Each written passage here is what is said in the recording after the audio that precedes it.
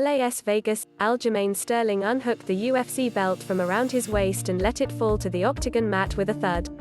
Sterling then got on his knees and put his head to the canvas.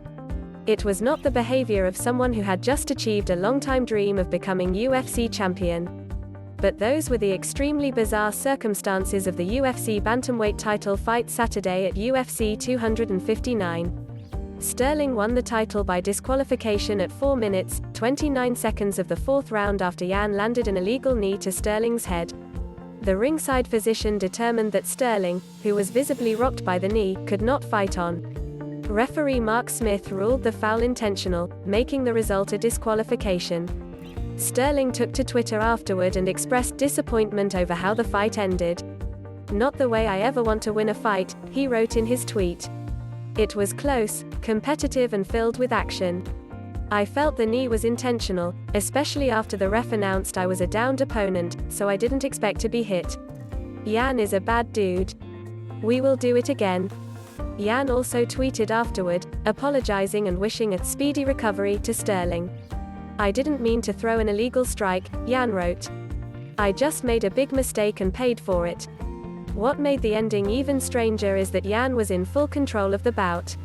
He was beginning to pick Sterling apart in the third and fourth rounds with technical boxing.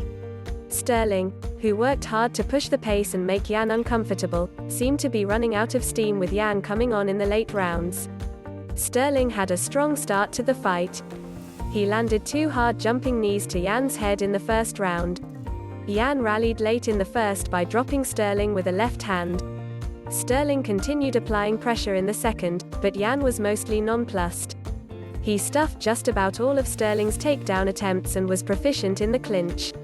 Yan landed some hard left and right hands in the fourth round, leading into the odd finish.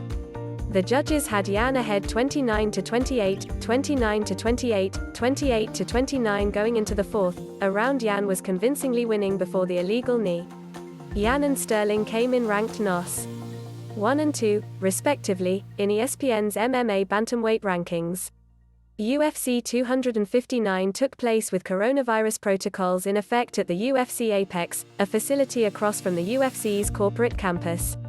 Sterling, 20-3, has now won 6 straight. The New York native, who did his training camp at Extreme Couture in Las Vegas, was coming off a first-round submission win over Corey Sandhagen at UFC 250 in June. Sterling, 31, has a 12-3 UFC record. Yan, 15-2, won the vacant UFC bantamweight title by beating Jose Aldo at UFC 251 last July. The Russia native had won 10 in a row coming in, including his first 7 in the UFC.